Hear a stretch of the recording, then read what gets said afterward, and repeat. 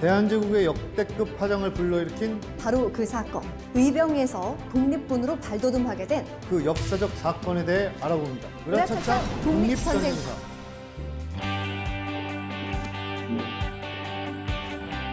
일본 제국의 만행과 잔혹함에 맞서 자주 독립을 외치던 그 현장, 피와 눈물로 조국을 지키며 새로운 희망의 역사를 만들던 그 시대로 돌아갑니다.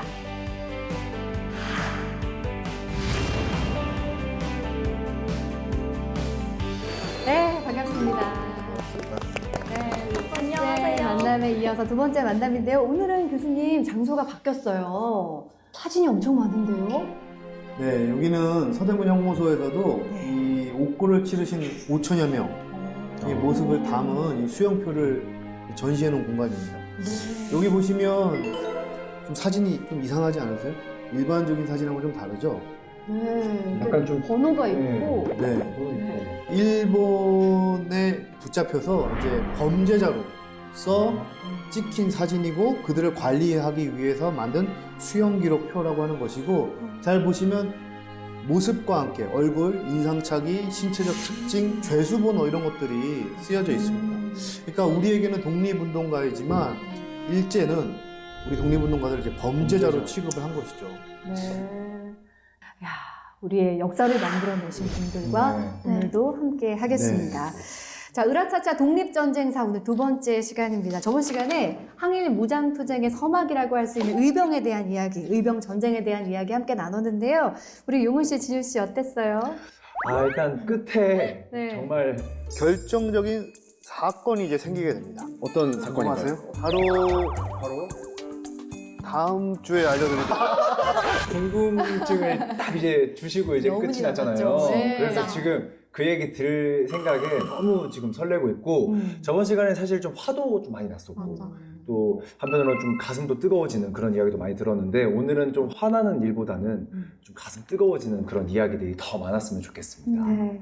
맞아요. 강대국들한테 이리 치이고 저리 치이고 그냥 마음이 너무 아프고 속상했던 시간이었던 것 같아요. 맞아요. 네. 저도 참 안타깝기도 하고 막 울분에 차오르기도 하고 그런 시간이었는데 우리가 저번 시간에 의사, 의미, 의병에 대해서 알아봤고 이번 시간에는 마지막에 여운 남기셨잖아요. 의병에서 독립군으로 발돋움하게 된 그 결정적인 사건을 알아볼 차례거든요. 우리 용훈 씨도 말씀하셨지만 오늘 좀 가슴 뜨거운 이야기들이 있었으면 좋겠습니다. 자, 이 중요한 얘기 함께 해주실 분을 또 특별하게 모셨습니다. 군사편찬연구소 김경록 연구원님 나오셨습니다. 안녕하세요. 안녕하십니까. 군사편찬연구소에서 역대 군사사 그리고 독립전쟁사를 담당하고 있는 김경록 연구원입니다. 네. 반갑습니다.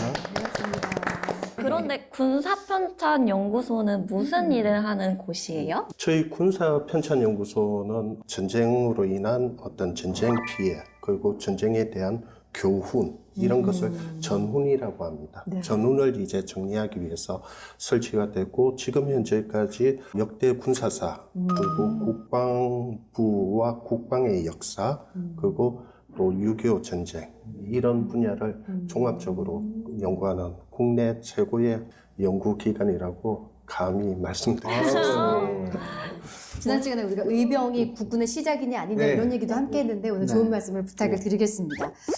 마지막에 지난 시간에 의병에서 독립군으로 변화하게 된 결정적 사건 말씀하시고 다음 시간으로 넘기셨거든요. 빨리 그 이야기부터 들어봤으면 하는데요. 네, 그때 너무 흥미진진하게 끝내가지고 전 집에 가가지고 계속 그 생각만 했습니다. 그러니까요. 저 시험 공부도 이렇게 열심히 한 적 없는데 방송국 사람들 무섭다더니 진짜 어떻게 끊어내는 타이밍이 진짜 너무 절묘했어요. 네.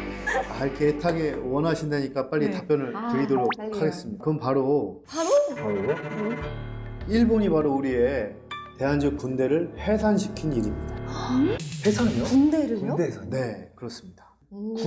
나라에 군대가 없어진다. 라는 그렇죠. 거 아닌가요? 군대가 없어졌는데 독립군으로 변화된다는 것 자체가 뭔가 앞뒤가 안 맞는 거 그러게요. 아닌가요? 저는 조금 당황스러운데요. 역설적인 네. 것 같기도 하고. 힘이 사- 빠지는데요. 예. 그러니까요. 사실 한 나라의 안보, 안위를 위해서 없어서는 안 되는 게 바로 군대잖아요. 근데 군대가 강제로 해산됐다. 대한제국의 위기가 닥쳤습니다. 이때의 세계 정세 궁금한데요. 네, 제가 준비했습니다. 네. 네. 풍전등화의 국군이었던 대한제국. 그 시기에 과연 세계적인 이슈는 무엇이었을까요? 무엇일까요? 네, 먼저 1905년 미국은 필리핀을, 일본은 한국을 식민지 지배권에 상호 승인하는 내용의 가스라 테프트 밀약을 맺습니다. 이어서 영국과 일본이 2차 영일 동맹을 맺는데요. 영국은 인도를 차지하고 일본은 한국을 차지한다는 내용입니다. 사실상 이 동맹으로 일본은 한국 지배를 외교적으로 보장받게 됩니다. 세계 평화를 위한다는 이유를 들며 자국의 이익만을 추구하고 식민지를 탈취하는 열강들의 비열함이 그대로 드러난 시기였습니다. 그러네요. 정말 그야말로 아비규환이 따로 없는 그런 시대였는데 이렇게 하루가 다르게 변하는 세계 정세, 그때 당시에 우리나라 상황도 궁금합니다. 우리가 이 1905년 시기를 두고 사실상의 반식민지 상태에 접어들었다라고 표현을 합니다. 실제로 일제는 한국의 여러 가지 권리, 정치, 재정, 외교, 군사, 이 여러 가지 국가의 고유 권한을 하나씩 빼앗아가게 되는데요. 일단 정치 분야에서는 시정 개선, 그러니까 한국의 정치가 후진적이다라고 하면서 자신들이 개선해주겠다라고 하면서 통감부를 만들게 되고요. 그 다음으로 이제 재정 고문을 두면서 한국의 재정도 문제가 많다라고 하면서 소위 개혁을 대신해주겠다라고 이제 주장을 하게 되고, 그리고 우리가 지난 시간에도 이야기했지만 러일 전쟁을 거치면서 한일 의정서 을사늑약 순차적으로 외교권을 박탈하게 되는 것이죠. 그리고 이제 군대를 해산시키는 그런 조치에 이르게 됩니다. 아울러서 이 시기는 일제가 우리의 독도를 강제로 점령한 그 시작점이 되는 시기이기도 한 것이죠. 아, 이때부터 또 바로 그렇습니다. 그래서 우리가 1904년, 5년 이 아주 격변의 시기라고 할 수가 있는 것이고, 이런 상황에서 우리는 마지막 최후의 수단을 이제 던지는 그런 상황에 놓이게 되는 거죠. 이때 바로 이제 헤이그 특사가 파견되고 그 외에 이제 의병들의 전투가 더 격해지기 시작하게 됩니다. 정말 이런 제국주의의 틈 속에서 결코 순탄치 않은 부분을 맞이했는데요. 자, 김 연구원님, 어쩌다가 대한제국의 군대가 해산되는 일을 겪게 된 건가요? 대한제국의 실질적인 중요한 권리가 크게 세 가지가 있어요. 네. 하나는 국가에 대한 행정력을 행사할 수 있는 것, 또 하나 대외적으로 국가의 권리를 행사하는 외교권, 그리고 국가를 방해하는 군대. 네. 이것을 이제 일제는 하나하나씩 이제 강점해 가는 거죠. 그 강점의 끝점에서 가장 중요한 군대 해산이라고 하는 것이 나옵니다. 그래서 우리가 일반적으로 생각하는 대한 독립 만세의 대한이 실질적으로 권리를 없애버리는 시점이 이 대한제국 군대 해산의 의미다라고 볼 수가 있을 것 같습니다. 그러면 군대라고 하면 무기도 엄청 중요한 그런 부분을 좀 차지를 할 것 같아요. 무기 부분에 관련해서는 또 전쟁기념관에 있는 하겠습니다. 제가 좀 더 자세히 설명드릴 수 있을 것 같습니다. 네. 그 당시 대한제국 내에서 이제 근대화 노력들 상당히 많이 이루어졌지만 그 가장 근대화가 극적이고 파격적으로 이루어진 기관이 바로 군대라고 할 수 있습니다. 그 대한제국의 군대는 이미 어느 정도 서구화가 제법 완료가 돼 있는 상태였고요. 뭐 사실 그 내용은 그 당시 정세와도 아주 밀접한 관련이 있다고 볼 수 있습니다. 군대라고 하면 일단 역시 이제 제일 먼저 가장 기본적인 무기 소총이 있어야겠죠. 네. 지금 보시면은 이제 자료 화면으로 보이는 사진들이 이게 이제 러시아가 사용하고 있던 베르단 소총이라고 하는 것인데 이게 바로 대한제국군의 주력 소총이었습니다. 대한제국군이 처음 만들어졌을 때 러시아와 이제 우호 관계 속에서 네. 러시아제 소총을 이제 7,000정을 도입을 하는데 그것 때문에 이제 대한제국군이 저 소총을 많이 사용을 했었고요. 다시 이제 1900년 이후서부터는 그 이제 대한제국이 일본과의 관계를 이제 다시 복원하기 시작하면서 당시에 일본군이 사용하던 주력 소총, 30년식 소총이라고 하는데 그런 것들도 마찬가지로 대량으로 사용을 했었습니다. 또 총뿐만 아니라 전쟁은 이제 화포로 해야겠죠. 대포 네. 이런 거 있어야 될 텐데 대포는 가장 많이 썼던 게 영국제 이제 암스트롱포라는 거였는데 이거는 또 특이하게 청일전쟁 당시에 패배한 청군한테서 인수받은 화포였어요. 이런 것들이 있었고 청나라를 경유해서 이제 그 독일로부터 구입한 쿠르프포 같은 것들이 있었고 또 일본을 경유해서 미국으로부터 구입한 베틀린 기관총, 세계 최초 이제 기관총이라고 불리는 물건인데 이런 것들이 한번 도입이 됐었습니다. 그러니까 사실 규모 면에서는 약소했던 게 사실이지만 그 무장 수준에 있어서만큼은 당시 대한제국이 경쟁해야 했던 서구 열강들과 비슷한 수준에 놓여 있었다고 이야기할 수 있겠습니다. 야, 당시 무기 상황 얘기만 들어도 고종이 군대에 굉장히 많이 신경을 쓴 것 같아요. 국가 재정의 40%를 무기 사는 데 썼다고 제가 들었거든요. 맞습니다. 실질적으로 대한제국 때 처음 대한제국이 생겼던 시점 이때는 군대가 거의 없었어요. 그래서 제일 먼저 했던 것이 시위대라고 해서 중앙군을 만들고 그 다음에 진위대라고 해서 지방군을 만듭니다. 그래서 고종이 대한제국을 건설하고 난 뒤에 원수구라고 하는 군대의 통괄적인 지휘 구조를 만들고 이 시점에 대략 28,000명 정도 병력을 확보를 합니다. 그런데 더 중요한 것은 병력보다도 병력을 운용할 수 있는 그리고 병력이 쓸 수 있는 무기를 확보하는 국방비라고 할 수 있습니다. 이 국방비 같은 경우에 지금 현재 대체적으로 나온 자료들을 좀 점검을 해보면 1904년 러일 전쟁이 일어났을 무렵에 고종은 대단한 위기의식을 느낍니다. 그래서 국방비를 대한제국의 국방비를 최대한 높이려고 하죠. 그게 이제 우리 아나운서님이 말씀하셨던 40%까지 갑니다. 그런데 더 중요한 거는 이 러일 전쟁이 끝나고 난 뒤에 점차 일본이 간섭을 하기 시작합니다. 그 간섭을 하는 것을 어떤 방식으로 하냐면 고문 정치를 하면서 고문관들이 예산을 깎아 나가는 거예요. 국방비에 대한. 예.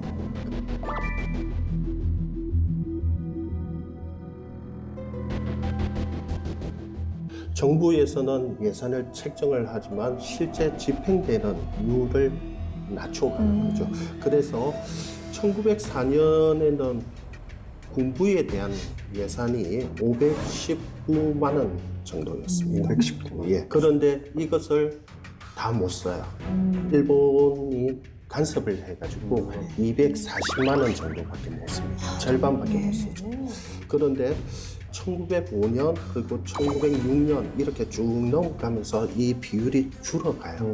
그래서 결국은 군대가 해산되고 난 이후에 1908년에 보면 31만 환 대한제국 전체 예산에서 1%밖에 말도 안 되네요. 네. 위기의 상황에. 그러니까 군사력에 있어서 일본과는 비교도 안 되는 수준이었던 그렇습니다. 거네요. 네. 고종도 아무래도 강한 국방력을 통해서 이 위기를 극복을 해야 되겠다 이렇게 생각을 분명히 한 것 같아요. 그렇죠. 이 시기에 사실 고종은 여러 가지 생각들을 하거든요. 국방력을 통해서 나라를 지키고 또 외교적으로도 중립국 외교라고 하는 것을 계속 전개하거든요. 이런 모습들이 일본에게는 상당히 고민하게 만들게 되는 지점이고 어떻게 이 고종을 어떻게 보면 이제 눈엣 가시처럼 보일 거 아니겠어요?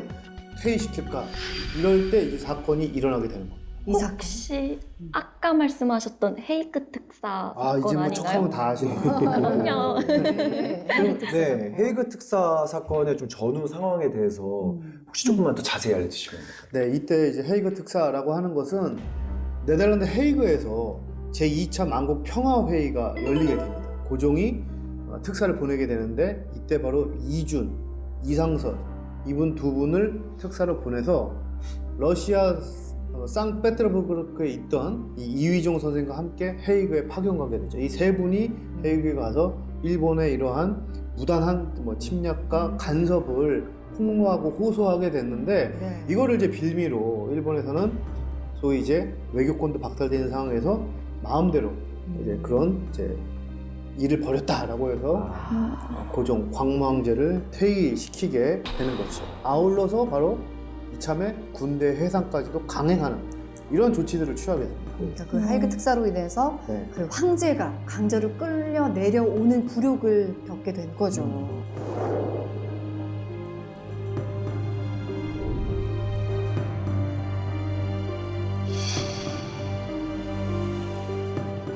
근데 사실 조금 저는 이해가 안 가는 게 순종이 나라의 황제인데 이게 어떻게 군대 해산을 좀 승인을 할 수 있었던 그러게요. 걸까? 왕인데 이런 생각이 좀 맞아. 들긴 해요. 그것은 이제 1907년에 7월 24일에 이제 한일 신협약이라고 불리는 정미 7조약을 네. 체결합니다. 이 정미 7조약은 이제 이름 그대로 정미년에 맺어진 7가지 조항을 가진 이제 협약이죠. 그 협약을 보면 그 내용은 별 문제가 안 돼요. 그런데 문제는 부칙입니다. 부칙이요? 예. 네, 말씀하셨지만 이토와 이완용이 서명한 비밀 각서에 군 해산과 관련된 내용이 있습니다. 3조인데요. 황궁 수비를 위한 육군 일대대 외 모든 군대를 해산한다. 그건 진짜 최악이네요, 이것도. 걱정이 원래 약간 되죠. 시원한 거만 있을 줄 알았는데 최악이네요. 그러니까 이 얘기를 듣고 보니까 아 군대가 이렇게 해서 해산이 된 거구나 이해가 되네요. 그렇습니다. 이게 조서가 내려진 것은 7월 31일입니다.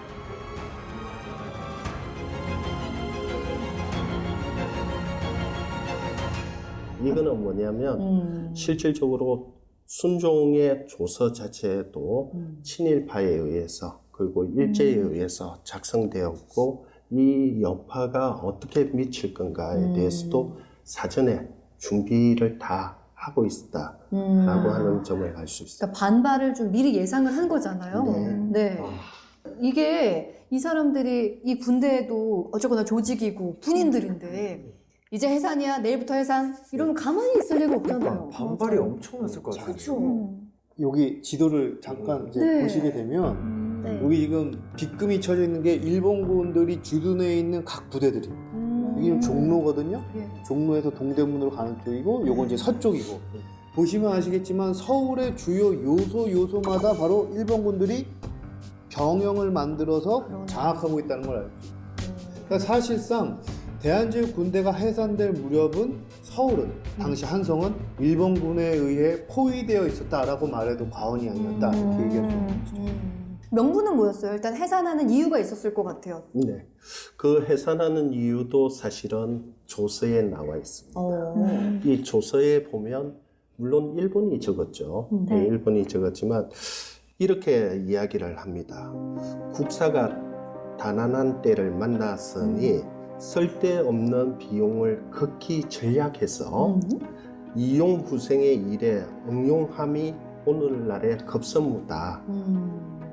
그래서 쓸데없는 비용이 군대 유지의 비용이다 네. 라고 하는 인식이 반영된 조서입니다.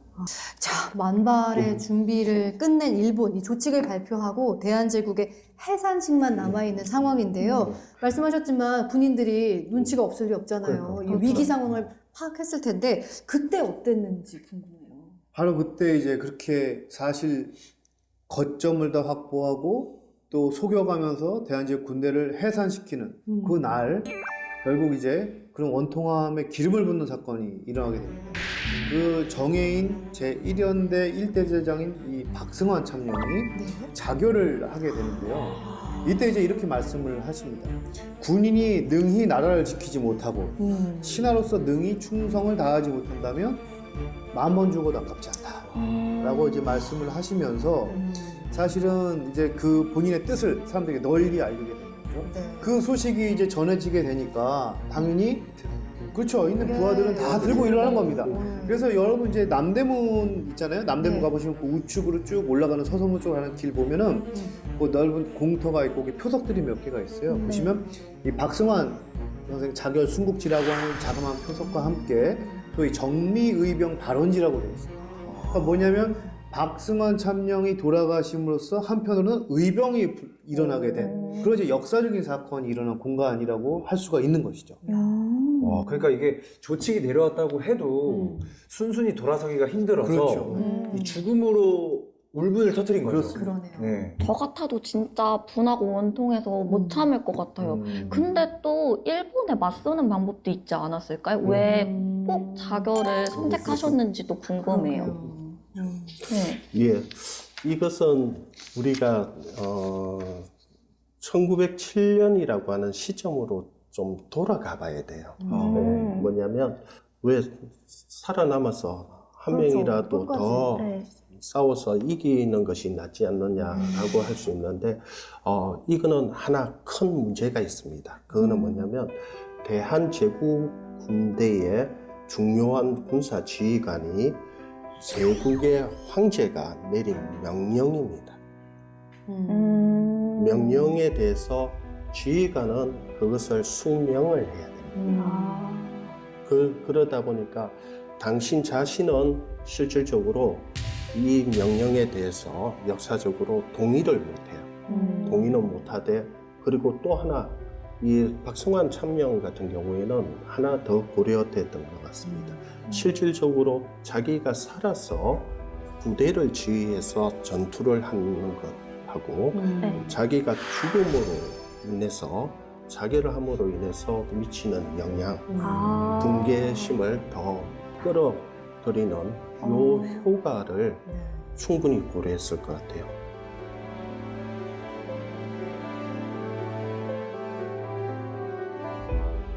이렇게 박승환 참령의 자결순국으로 인해서 대한제국 군인들이 이제 들고 일어나게 됩니다. 그렇죠. 그렇게 시작된 게 이제 남대문 전투인 거죠. 네, 자 여기 보시면 남대문 북방 한국 병영 공격 배비도라고 되어 있습니다. 남대문 북쪽에 있는 제2연대를 이제 공격한 이제 그런 지도인데요. 이 외에도 일본군이 다양한 이제 그 지도와 당시 정세 분석 보고서 같은 것들을 남겼는데, 사실상 초기에 대한제국 군대 이렇게 제대로 진압하지 못해서 그 불만과 울분이 나중에 진위대까지 전파되게 돼요. 그러니까 전국적으로 의병이 확전되게 되는 그런 계기가 되기도 했죠. 그런 다양한 모습들을 보여주는 것이고, 이때 이제 이연대가 맞서 싸워서 일본군 40여 명을 죽이고 또 이제 각종 이제 전과를 이루게 되는 그런 전투가 되겠습니다. 근데 그래도 좀 뭔가 상황으로만 보면 이미 뭐 알고도 있었고, 그러니까 일방적인 그런 좀 전투 같은데 대한제국군의 희생이 엄청 많이 났을 것 같아요. 그렇습니다. 실질적으로 제1연대 1대대, 제2연대 1대대가 같이 주둔을 했어요. 바로 담을 하나를 두고. 그런데 그곳이 어디냐면 서소문이에요. 네. 그래서 남대문에서 직선 거리로 약 250m 밖에 안 떨어졌습니다. 그래서 실질적으로 시작되었을 때는 포위된 상태에서 공격을 받았습니다. 그리고 그 포위된 것을 뚫고 이제 남대문 쪽으로 이제 진출을 한 거죠.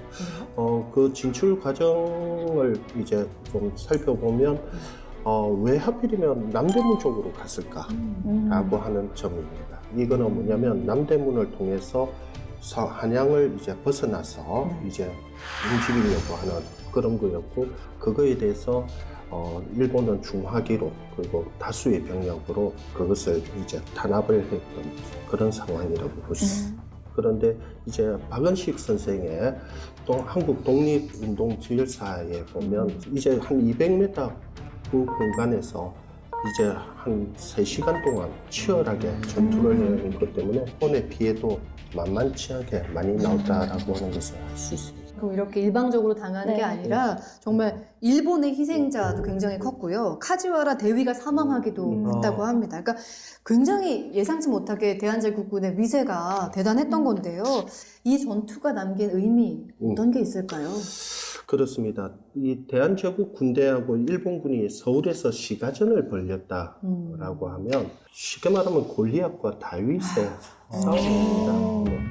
그런데 그 골리앗과 다윗의 싸움을 이제 대한제국 군대는 이제 그걸 수행을 한 거죠. 아마 이 당시에 여기 계신 분들이 대한제국 군대의 군인이었다라고 하면 쉽게 그 전투에 참가하겠다라고 분명히 생명이라고 하는 것이 위험하다는 것을 절감을 했을 겁니다. 어떻게 보면 질게 뻔한 그렇죠. 것 같아요. 그럼에도 그런 군인으로서 마지막 자기 사명을 이제 보여줬다라고 하는 점에서 의미가 있습니다. 저는 아마 이 용문 씨는 분명히 그랬을 것 같습니다. 이 중에서 지금 여기 보시면 여기 이제 중요한 이 그림도 있는데요. 서울의 곳곳에서 이제 전투가 일어나는 거죠. 이런 모습들이 외신을 통해서도 전해지게 됐는데, 이거 이제 프랑스 저널을 통해서 발표된 당시의 참상을 보여주고 있는 것이죠. 그야말로 처절한 전투를 벌여갑니다. 사실 그 대한제국군이 그 만들어지고 난 이후에 그 수많은 외침이 있었는데 사실 대한제국군이 그 외침으로부터 그 스스로가 이제 군인답게 그 저항했던 사례들은 사실 매우 드물었다고 생각이 됩니다. 근데 갑작스러운 해산을 맞았음에도 불구하고 당시 군인들이 서울 시내에서 치열한 전투를 벌이고 또 그 전투에서 그치지 않고 탈출하여 또 의병대에 보탬이 됐다는 것은 또 과연 또 군인으로서의 명예와 그 책임을 잊지 않은 또 감동적인 대목이라고 저는 생각합니다. 네, 이렇게 뭐 해외 언론들까지 주목했던 남대문 전투가 끝나고 서울은 결국 일본군이 네. 점령을 하게 된 거죠. 그렇습니다. 그걸 상징적으로 보여주는 또 그런 대목이 있습니다. 이 지도에서 보시면 이게 바로 1907년 10월에 일본의 황태자인 요시히토가 서울에 방문했을 때 일본군을 배치한 모습과 그 동선을 그려놓은 지도인데요. 일본 방위성에 있는 그런 지도입니다. 사실 이 시점이 굉장히 묘하죠. 1907년 10월이라고 하면 우리 군대 해산된 직후잖아요. 그러니까 사실상 서울이 완전히 점령되었다라고 하는 것을 일본 황태자에게 이토가 직접 보여주는 그런 효과를 거두고자 한 거죠. 또 하나 주목할 건 뭐냐면 이거를 빌미로 일본의 황태자가 오는데 경비를 더 삼엄하게 해야 될 거 아니겠어요? 그것을 이제 명분 삼아서 본토에서 기병대를 파견하죠. 기병대라고 하는 건 지금 보병과는 전투력이 완전히 다른 거거든요. 네. 별도의 연대를 파병을 시켜서 일단은 황태자를 보호하고 라고 명분을 내세우지만 그 뒤에는 그런 이후에 황태자가 돌아가고 나서도 그럼 기병대가 돌아가야 되지만 그러지 않고 바로 그 의병대를 남쪽으로 보내서 바로 그 의병들을 탄압하겠다라고 하는 속내가 이미 이토 히로부미한테 있었던 거죠. 복합적인 상황을 보여주는 지도라고 할 수가 있겠습니다. 그러니까 군대 해산에 대한 승리의 세레모니 같은. 뭐 그렇게 말할 수 있겠죠. 네. 해외 이런 매체까지 소식이 전해진 좀 큰 전투니까 지방은 뭐 순식간에 바로 소문이 바로 났을 것 같아요. 그런데 우리가 하나는 좀 감안을 해야 돼요. 요즘은 이제 스마트폰으로 실시간으로 이게 소식이 가지만 그 당시에는 이제 어쨌든 일정한 공간과 네. 거리가 있습니다. 그럼에도 불구하고 지방에는 바로 전파가 되죠. 그래서 일본이 언제 어느 진위대를 해산하겠다라고 하는 세부 계획을 세우면 그 계획에 앞서서 항시 진위대에서 반발을 해가지고 군대 해산에 따른 무장 투쟁을 이제 독립전쟁을 시작을 합니다. 가장 대표적인 게 이제 원주 같은 경우겠죠. 그래서 이제 등장하는 것이 바로 이제 원주 진위대나 이제 강화 분견대와 같은 중요한 이제 반격의 거점이 되는 곳입니다. 특히 강화 같은 경우에는 섬이잖아요. 그 섬이지만 우리가 지금 분단되어 있으니까 지금 강화도는 황해도와 경기도를 이어주는 곳이거든요. 이곳에 이제 이동희 선생 같은 분들이 활동을 하게 됩니다. 그래서 이 강화 분견대에 있던 600여 명의 이 의병들이 나중에는 황해도, 평산, 각종 섬에 들어가서 줄기차게 계속한 항전을 이어가게 됩니다. 대한제국 군이 해산을 하면 끝날 줄 알았겠죠, 일본은. 그렇죠. 그런데 오히려 의병과 합세하면서 양상이 많이 달라지게 되는 계기가 된 겁니다. 어떻게 보면 이 대한제국 군대들과 만나게 되면서 소위 이제 연합의진이라고 하는 게 만들어지는 거예요. 그러니까 군대와 의병의 만남이기도 하고 그런 과정 속에 그 일종의 자극이 되는 거죠. 그래서 사실 의병들은 한 지역 단위별로 거점을 통해서 조직되는 경우가 많았는데 그걸 이제 탈피하게 되는 거예요. 지역을 초월해서 의병이라고 하는 또 그런 울타리를 벗어나면서 연합의진이라고 하는 것들이 이제 만들어지기 시작을 하는 것이죠. 그리고 이제 좀 정규적인 그런 군사 훈련도 받고 이런 군인들이 또 의병에 참가를 하니까 좀 전투력이나 이런 차원이 좀 그렇죠. 많이 달라지지 않나요? 네. 정말 많이 달라졌을 것 같아요. 그래서 오늘 의병에서 독립군으로 변하게 된 계기가 대한제국군 군대 해산이라고 말할 수 있는 거가 되겠네요. 그렇죠. 그러니까 네. 이 두 가지 점을 생각해 볼 수 있는 거예요. 네. 그렇게 군사력 자체가 증원되는 효과가 있고 앞서 우리가 잠깐 이야기했지만 무기도 계속 더 나아지고 있었잖아요. 더 좋은 무기로 무장되고 있던 군인들이 합세하니까 당연히 독립군의 저항력도 강해질 네. 수밖에 없게 되는 것이죠. 야, 당연히 전투력도 좋아질 수밖에 그렇죠. 없었겠어요. 그럼 이제 전국적인 그런 독립군 전쟁으로 번지게 됐으니까 일본 입장에서는 좀 골치가 많이 아팠겠는데요. 그렇죠. 그러게요. 그러니까 군대를 해산하긴 했는데 이게 해산하지 않은 것 같은 느낌. 오히려 뭔가 너무 막 정규군이 아니라 게릴라전처럼 여기저기서 막 튀어나온 그렇습니다. 형국이 된 거잖아요. 네. 네, 여기 이렇게 지도에 나와 있네요. 의병장들의 이름인가요? 이미 활동하고 있던 의병들의 또 다른 의병들이 합세하면서 점점 그렇죠. 많아지게 되는 것이죠. 야, 전국 단위가 됐어요. 아까 전투력이 강화되었다고 했는데 그래도 무기는 사실 좀 많이 부족하지 않을까 싶거든요. 독립군들이 어떤 무기 그리고 어떤 전투 장비를 좀 사용을 했어요? 그 사실 그 의병들의 무기는 뭐 아무리 좋다고 하더라도 그 관군과 그 일본군의 수준에 따라갈 수 없는 게 사실이잖아요. 이제 그 정묘의병을 계기로 가장 눈에 띄는 것들은 아까 앞서서 소개해드렸던 해선장병들이 보통 자신의 무기를 든 상태에서 병영을 빠져나와서 의병들에 합류한 상황이었거든요. 그 이전까지는 의병들의 무기들은 뭐 기껏해야 뭐 농기구를 무기처럼 활용한다든지 혹은 호수들이 사용하던 화승총 이 당시 화승총들은 이제 그 임진왜란 당시에 사용했던 그 정도 수준밖에 안 되는 총들이었어요. 아무리 성능이 좋다고 하더라도. 그런데 당시 해산장병들이 들고 왔던 총들은 뭐 당시 이제 대한제국군의 주력 소총이었던 베르단 소총이나 30년식 소총. 그러니까 그 성능 면에서 그 이들과 맞서 싸우는 일본군과 관군과 동일한 수준의 무기까지 저희가 업그레이드가 되는 효과가 나게 되는 거예요. 결과적으로는 이 정묘의병을 계기로 의병들도 이제는 일본군과 관군과 어느 정도 동등한 교전이 가능한 수준까지 무장이 업그레이드가 됐다는 거죠. 오, 좋아요. 너무나 반가운 소식이긴 한데 사실 이게 군이라는 조직은 모여있을 때 힘을 발휘하는 조직이잖아요. 근데 지도에도 보이지만 전국적으로 이제 막 흩어지게 되니까 이게 제가 보기엔 힘이 나뉘어서 군사력이 좀 약해지지 않을까라는 걱정도 좀 돼요. 그래서 바로 이제 지역 단위의 부대들이 연합을 해서 바로 13도 창의군이라고 하는 것이 만들어지게 됩니다. 그리고 목표를 갖게 되죠. 그게 바로 서울 진공작전, 서울을 탈환한다. 이런 목표를 갖고 전국에 있는 의병들이, 독립군들이 이제 모이게 되는 것이죠. 네.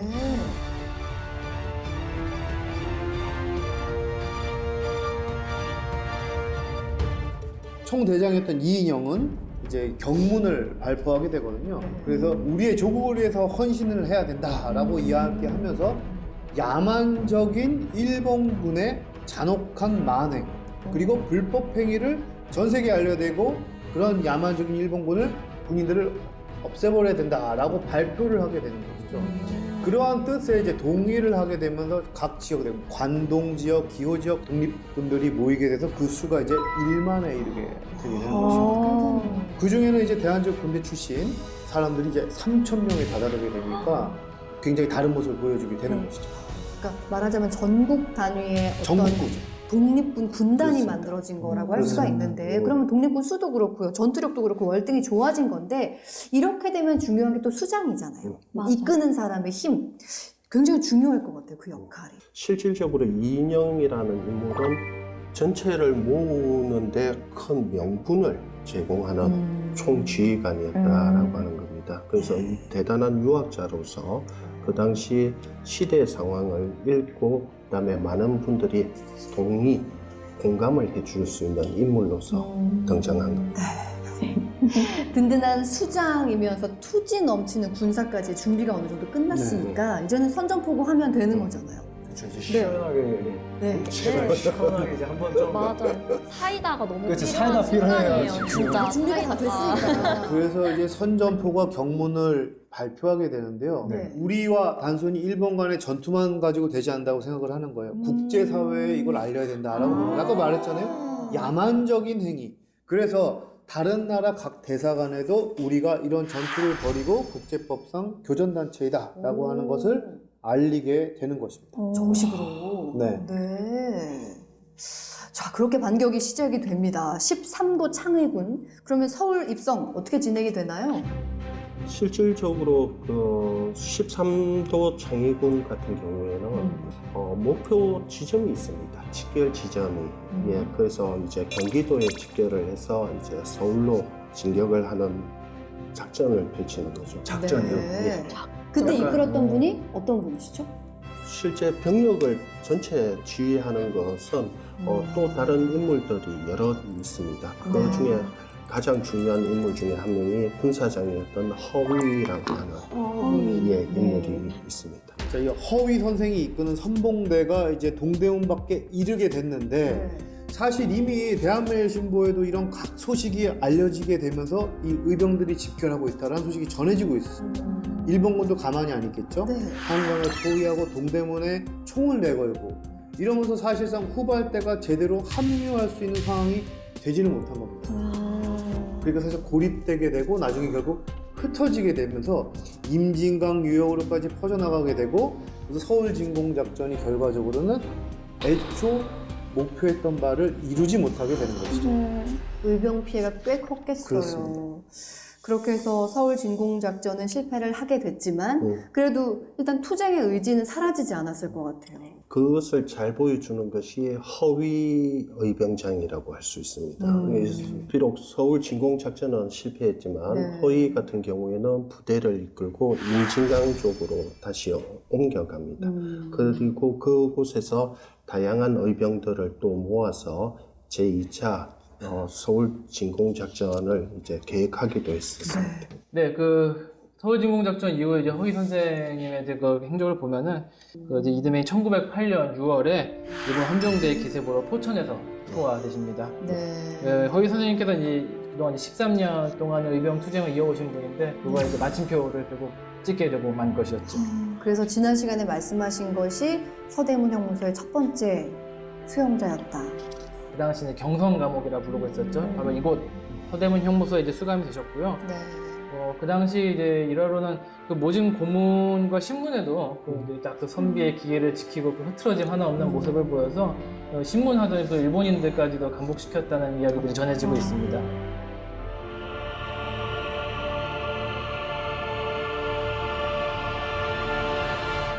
그 모습을 사실은 이 안중근 선생도 기록에 남기신 겁니다. 그래서 이제 왕산 허위와 같은 고관이 있었으면 나라가 망하지 않았을 텐데 라고 하는 안타까움을 전하시게 된 거죠. 당시 그 허위 선생님께서 돌아가셨을 네. 때 그 대한매일 신보가 이런 식으로 표현을 했어요. 하늘의 태양이 빛을 잃었다. 또 그만큼 큰 분의 돌아가심이었다고 이제 표현을 하고 있고 사실 그 충절이 지금까지도 전해지고 있어서 지금도 그 동대문에서 청량리 가는 길 그 길 이름이 지금 왕산로인데요. 그 이분이 그 호를 따서 지은 겁니다. 그래서 당시 그 서울 진공작전의 그 치열함을 네. 기리기 위해서 바로 그 길을 이분의 호를 따서 왕산로라고 이름을 붙인 거였죠. 네. 저희가 보는 사진 속의 이 허위라는 선생님 53살의 나이에 교수역에 처해진 이곳이 바로 서대문 형무소 첫 순국 열사십니다. 항일투쟁에 아주 커다란 별이 지는 순간이라고 할 수가 있을 것 같은데 후에 일본이 진압을 위해서 더 많이 뭔가 거세게 반응을 했을 것 같아요.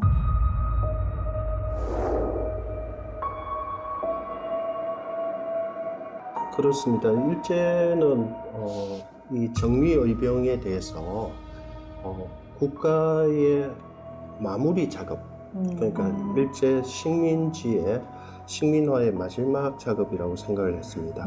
그래서 대단히 이제 의병 탄압 작전을 펼치죠. 탄압 작전이 얼마나 거세게 일어났는지 이거는 1907년에 의병 사망자가 일본의 통계로 3,627명입니다.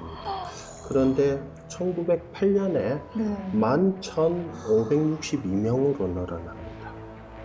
예. 초토화되는 상황이 된 그렇습니다. 거네요. 근데 뭐 보니까 막 현상금도 걸고 네. 막 그랬다면서요. 현상금까지. 예. 근데 현상금 수배 정도로 끝났으면 좀 다행일 것 같다는 생각도 들 정도로 그걸로 안 끝났을 것 같아요. 그동안의 만행들을 보면은 이걸로는 성이 안 찰 것 같아요. 그렇습니다. 이게 현상금 수배라고도 했지만 사실은 이 의병들을 회유하기도 해요. 전향시키기도 하고요. 또 한편으로는 대대적으로 탄압할 방법을 모색합니다. 그래서 나온 계획이 소위 남한 폭도 대토벌 작전, 줄여서 남한 대토벌 작전이라고 이야기를 하는 것입니다.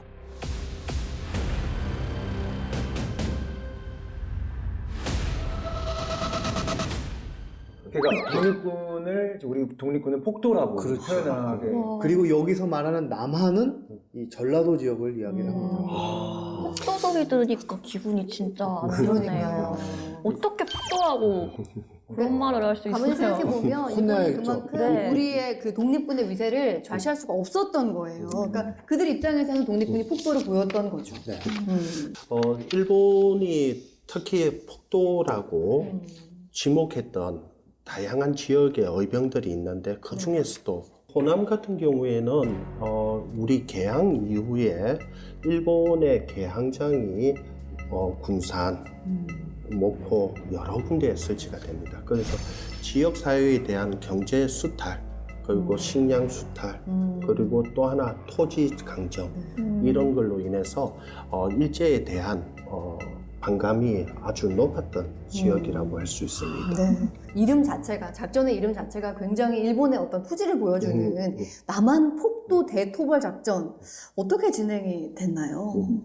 자, 보시면 이제 일본군이 기존의 한국에 있던 소위 주차군만 가지고는 안 된다라고 판단한 것입니다. 병력을 추가로 증원을 해서 일본 본토에 있는 이제 임시 파견대를 불러 들여오게 되고, 그러고 나서 이 각 지역에 있는, 사실 이때 의병들이 거점들을 중심으로 활동을 하거든요. 거점으로 있으려면 숨어서 오래 싸울 수 있는 곳, 산으로 들어갑니다. 아. 지리산이나 이런 산으로 들어가서 싸우게 되는데, 이때 바로 이제 산속에 있는 이 의병들을 대숙청, 소위 제노사이드가 일어나게 되면서 그야말로 피해 계곡이 됐다라고 하는 이야기들이 지금까지 이제 전해지고 있는 거죠. 이야, 그러니까 진짜 뭐 군사수만 해도 압도적일 건데 우리 피해 상황이 말도 안 됐겠어요, 진짜. 맞아요. 그렇습니다. 이 남한 대토벌 작전 이 이후에 일본에서 이제 정리한 걸로 보면 이제 사망된 의병이 17,000명이 넘습니다.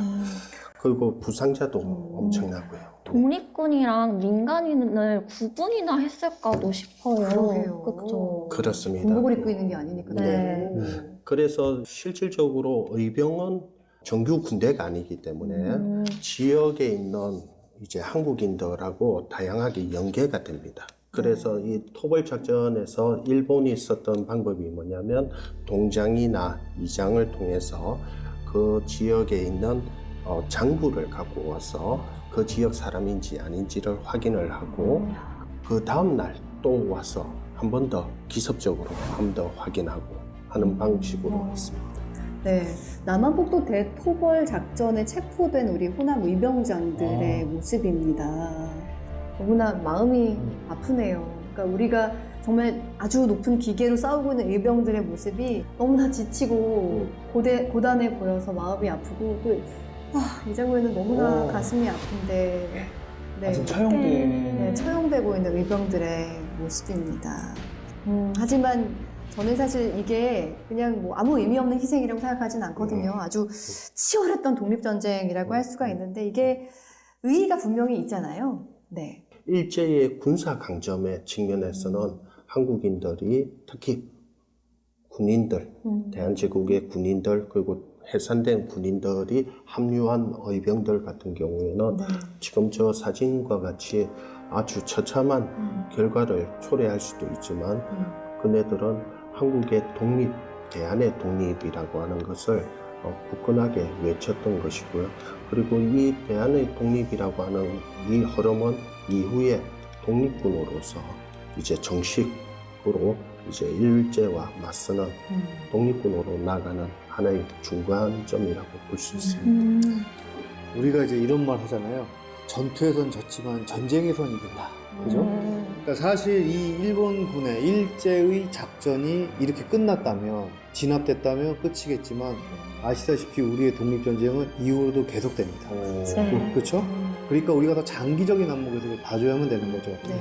중요한 건 바로 이런 독립전쟁의 끈을 놓지 않고 계속 가지고 갔다라는 것이 바로 중요한 대목이라고 얘기할 수가 있는 것이죠. 근데 사실 국내에선 버틸 힘이 없잖아요. 대토벌을 해버렸으니 그렇습니다. 여기서는 이제 뭐 산속으로 숨어도 다 이렇게 찾아내서 이렇게 하니까 국내에도 아직 여전히 숨어 들어가서 1910년대 전반기까지 활동을 하는 의병들도 있어요. 그런데 장기적으로 결국 독립을 달성하려면 그야말로 큰 기지가 필요할 거 아니겠어요? 네. 네. 그러니까 결국 어떻게 하겠습니까?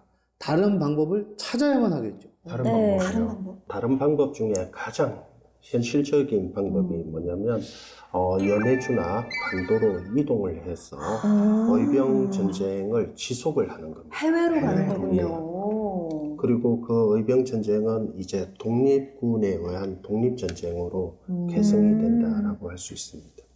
자, 이런 처참한 상황에서도 결코 포기하지 않는 우리 독립군의 모습을 보니까 마음이 숙연해집니다.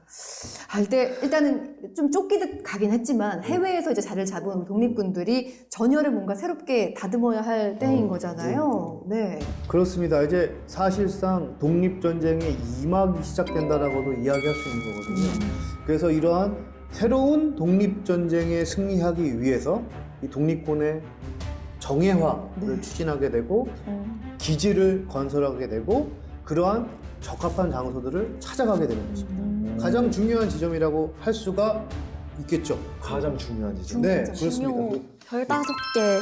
별 5개. 별 5개 하나 더 개. 주시고요. 네, 진짜. 네. 그래서 가장 중요한 장소. 가장 중요한 곳은 네. 어디? 다음 시간에 알려드릴게요. 아, 왜 또요? 아까 뭐라 그랬죠? 방송국 사람들. 방송 사람들 너무하네. 한국 사람 아니지만 와, 지난 시간에 이어서 오늘도 네. 역시 궁금증을 이렇게 유발하고 마무리를 하시네요. 자, 집에 가서 궁금하니까 전 바로 찾아볼 예정인데요. 독립을 향한 대일 항쟁. 오늘 정말 값진 이야기를 들었습니다. 마음에 울분이 쌓이기도 하고 속상한 마음이 가득하긴 했는데 그래도 정말 지치지 않고 나간다는 점에서 정말 제가 뵌 적 없는 우리 선조들이지만 마음속 깊이 박수와 감사의 마음을 자, 오늘 일제에 맞선 거친 전투 우리가 독립을 위해서 정말 피와 땀을 팔도강산에 묻힐 수밖에 없는 상황이었는데요. 국내를 떠나서 해외의 터를 잡은 우리 독립군들 과연 어떤 변화를 맞이하게 될까요? 자, 다음 주 그 치열한 현장으로 찾아가 보겠습니다.